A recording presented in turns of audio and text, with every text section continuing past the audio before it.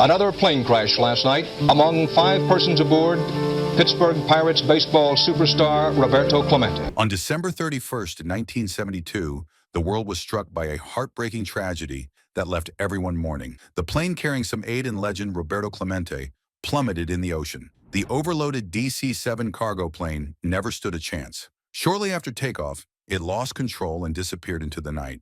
In that one devastating moment, baseball lost more than a star. The world lost a hero. The devastating crash changed everything for the baseball world. On December 23, 1972, a massive earthquake devastated Managua, Nicaragua. The destruction was overwhelming, leaving thousands in desperate need. Upon hearing the news, Clemente, known not just for his talent on the baseball field, but for his generosity and humanitarian spirit, sprang into action. He immediately started organizing emergency relief flights to get aid to the survivors as quickly as possible. However, Clemente soon learned that the first 3 aid flights he had arranged never reached the people who needed them. Corrupt officials in the Somoza government had diverted the supplies, leaving the victims of the quake with nothing. This news troubled Clemente deeply. Determined to make sure the aid got to the right hands, he made a bold decision. He would personally accompany the 4th flight. He believed his presence would ensure that the aid would finally reach the survivors. On New Year's Eve, Clemente chartered a Douglas DC-7 cargo plane for the relief mission. However, the plane had a troubled history, plagued with mechanical issues. To make matters worse, it was understaffed. It was missing both a flight engineer and a co-pilot. Even more alarming, the plane was overloaded by 4,200 pounds, making an already risky flight even more dangerous. Shortly after takeoff from San Juan, Puerto Rico, tragedy struck. The plane's engines failed, and it crashed into the Atlantic Ocean near Isla Verde. A search and rescue operation was launched immediately, led by the U.S. Coast Guard cutter Sagebrush. Over the following days, the body of the pilot and a portion of the plane's fuselage were recovered. Among the wreckage, an empty flight case, believed to belong to Clemente, was found. It was the only personal item of his ever recovered. Sadly, the bodies of Clemente and the 3 other passengers were never found. The loss was devastating not only to the baseball community, but to the countless people Clemente had touched through his kindness and charitable work. Years later, in a 2002 interview for ESPN's Sports Century documentary series, Clemente's widow Vera shared that her husband had spoken several times about his belief that he would die young. He seemed to have a sense that his time was limited. During an interview in July 1971, just before he achieved his 3,000th career hit, Clemente was asked about the milestone by broadcaster Richie Ashburn, who would later join him in the Baseball Hall of Fame. Clemente's response was somber. Well, you never know. If I'm alive, like I said before, you never know because God tells you how long you're going to be here. So you never know what can happen tomorrow. Those words now resonate deeply as Clemente's life was tragically cut short, but his legacy as both a baseball great and a selfless humanitarian continues to inspire. Life was not always easy on him, but despite difficulties, he was a multi-talented kid. Clemente was born on August 18, 1934, in Barrio San Anton, Carolina, Puerto Rico. Growing up, Clemente's family didn't have much money. His father worked as a foreman in the sugarcane fields in the northeastern part of Puerto Rico, and Roberto, along with his brothers, often helped out by loading and unloading trucks to support the family. From a young age, Clemente was passionate about baseball, playing games against kids from nearby neighborhoods. When he was just 14, he caught the eye of Roberto Marin, who recruited him to play softball for the Celo Rojo team after seeing him in action. Clemente spent 2 years with the team, playing shortstop and honing his skills. In high school at Julio Vizcarrondo in Carolina, Clemente's athletic talents really shone. He wasn't just good at baseball, he was a star in track and field too, excelling in the high jump and javelin throw. In fact, he was so good that he was considered a potential candidate to represent Puerto Rico in the Olympics. Clemente later said that throwing the javelin helped him build arm strength and improve his footwork, which would benefit him on the baseball field. Despite his abilities in other sports, Clemente's heart was set on baseball. He decided to focus fully on the game and joined Puerto Rico's amateur league, playing for the Ferdinand Juncos team, which represented the town of Juncos. From there, his baseball journey really began to take off. Clemente's professional baseball career kicked off when he was just 18 years old. He accepted an offer from Pedrin Zorrilla to play for the Crabbers, a team in the Puerto Rican Professional Baseball League. Clemente officially signed with the team on October 9, 1952. In his first season, he spent most of his time on the bench, but by the next year, he had earned a spot in the starting lineup. That season, he became the team's leadoff hitter and finished with a .280 batting average. Then came his time to rise. While playing in the Puerto Rican League, Clemente caught the attention of the Brooklyn Dodgers, who offered him a contract worth $15,000, $10,000 as a bonus,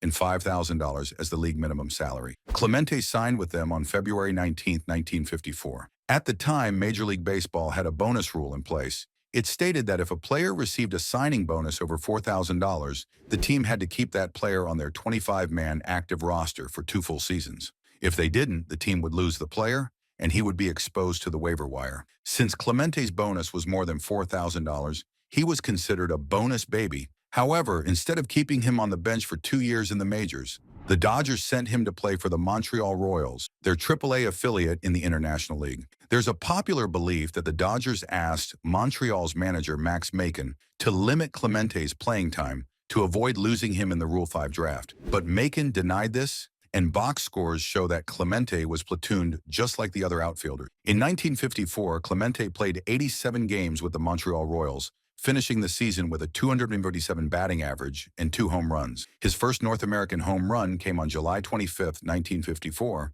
in dramatic fashion, an extra-inning, walk-off homer in his first at-bat after coming in as a defensive replacement. His second and final minor league home run came on September 5th. On August 8th, his 20th birthday, Clemente made a memorable play, throwing out the potential tying run at home plate to end the game. After the season, Clemente returned to Puerto Rico to play for Santurce, where one of his teammates was none other than Willie Mays. During this time, the Pittsburgh Pirates selected Clemente as the first pick in the Rule 5 draft on November 27, 1954. Through the middle on another bouncing hit. It sends Skinner home, and the Pirates have a 3-1 lead.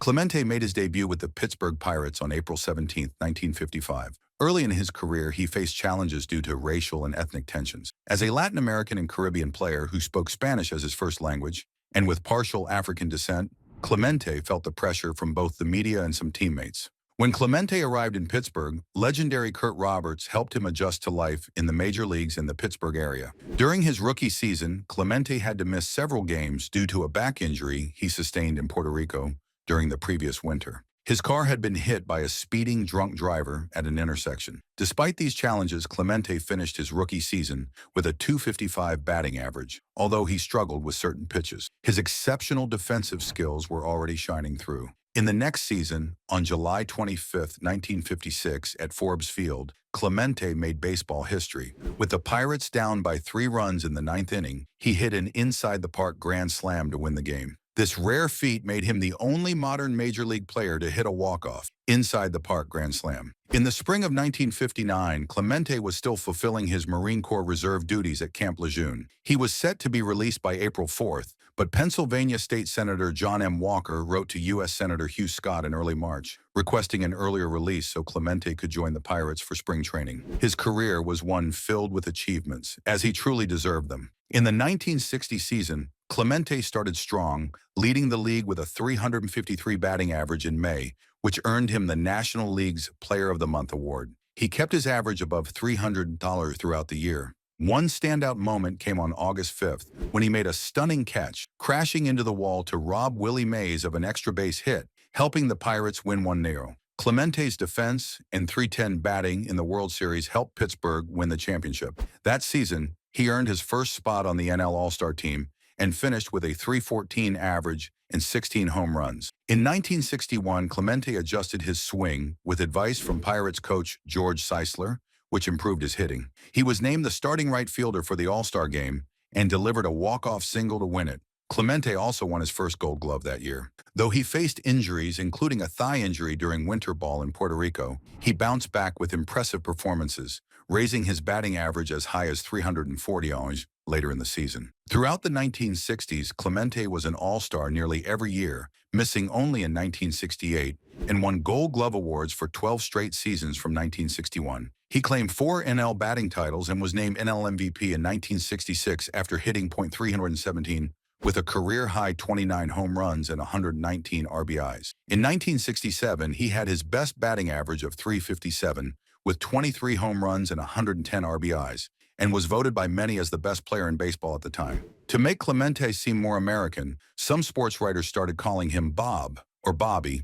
Even his baseball cards listed him as Bob Clemente, a trend that continued until 1969. Clemente didn't like this practice, feeling it disrespected his Puerto Rican and Latino heritage. He often corrected reporters who called him Bob during post-game interviews, but the issue persisted throughout the 1960s. The 1970 season was special for Clemente and the Pittsburgh Pirates because it marked their last year at Forbes Field before moving to Three Rivers Stadium. This change was emotional for Clemente, who said, "I spent half my life there," after the final game at Forbes on June 28, 1970. To celebrate his impact, July 24, 1970, was declared Roberto Clemente Night. Many Puerto Rican fans came to Three Rivers Stadium, wearing traditional attire and cheering for him. During the ceremony, Clemente received a scroll with 300,000 signatures from fans in Puerto Rico, along with donations for charity that he had requested. In the 1971 season, the Pirates won the NL East and went on to defeat the San Francisco Giants for the NL pennant.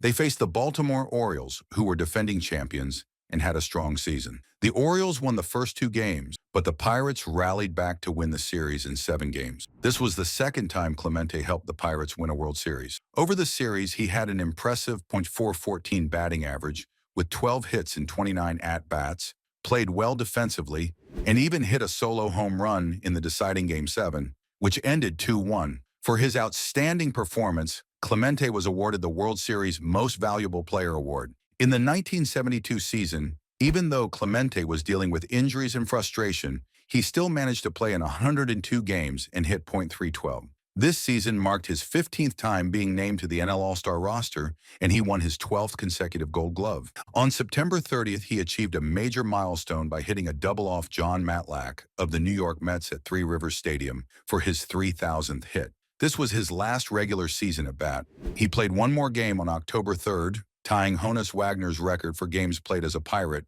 with 2,133 games. In the NL playoffs, Clemente had a bit of a rough time, batting .235 with 4 hits and 17 at-bats. His final game was on October 11, 1972, at Cincinnati's Riverfront Stadium during the last game of the NL Championship Series, which the Reds won in the 9th inning. Clemente's last hit was a single in the first inning, and his final plate appearance was an intentional walk in the 8th. He and Bill Mazeroski were the last remaining players from the 1960 World Series championship team. At the time of his death, Clemente had set several records with the Pirates, including the most triples in a single game and the most hits in 2 consecutive games. He won 12 Gold Glove awards, tying with Willie Mays for the most by an outfielder. His honors will indeed always remain unmatched. On March 20th, 1973, the Baseball Writers Association of America held a special election for the Hall of Fame. They decided to waive the usual waiting period for Clemente because of the circumstances of his death, and he was elected posthumously. He received 393 out of 424 votes, which is 92.7%. Clemente's number 21 was retired by the Pittsburgh Pirates on April 6, 1973, just a few months after his Hall of Fame election. There have been suggestions to retire his number league-wide. In 1999, Clemente was ranked number 20 on the Sporting News list of the 100 greatest baseball players, making him the highest-ranking Latin American and Caribbean player on that list. Later that year, he was nominated for the Major League Baseball All-Century Team. In 2020, The Athletic placed him at number 40 on their Baseball 100 list. In 2007, Clemente was selected for the all-time Rawlings Gold Glove team to celebrate the award's 50th anniversary. He was also named to Major League Baseball's Latino Legends team in 2005. In 1973, MLB renamed the Commissioner's Award to the Roberto Clemente Award, given each year to a player who excels in baseball and is active in community service. A trophy and a donation to the player's chosen charity are presented at the World Series. Clemente was inducted into the Hispanic Heritage Baseball Museum Hall of Fame in 2010 and the Caribbean Baseball Hall of Fame in 2015. He was also honored by the United States Marine Corps Sports Hall of Fame in 2003. In Pittsburgh, a street near the old Forbes Field was renamed in his honor, and the city established Roberto Clemente Memorial Park. At the Pirates' spring training site in Bradenton, Florida, A section of 27th Street East is called Roberto Clemente Memorial Highway. The United States Postal Service issued a Roberto Clemente stamp on August 17, 1984, featuring him in a pirate's cap with a Puerto Rican flag in the background. A statue of Clemente stands outside PNC Park in Pittsburgh. Originally placed at Three Rivers Stadium before the 1994 All-Star Game, it was moved to PNC Park when it opened in 2001. In 1974, Harlem River State Park in the Bronx was renamed Roberto Clemente State Park. In 2013, a statue was unveiled there, making it the first statue honoring a Puerto Rican in New York City. In 2012, the Puerto Rico Professional Baseball League was renamed Liga de Béisbol Professional Roberto Clemente, and his number 21 was permanently retired. Several schools, including the Roberto Clemente Community Academy in Chicago and the Roberto Clemente Charter School in Allentown, Pennsylvania, have been named after him. In 2002, 30 years after his death, MLB declared September 15th as Roberto Clemente Day. Clemente received several posthumous honors, including the Presidential Citizens Medal from President Richard Nixon in 1973 and the Congressional Gold Medal on the same day. In 2003, President George W. Bush awarded him the Presidential Medal of Freedom. That is it for this one. But if you happen to like MLB legends, make sure to check out our latest videos on our channel Baseball Icons. I'm sure you will love it. Oh, and while you are at it, drop a comment telling us who to cover next, and don't forget to subscribe.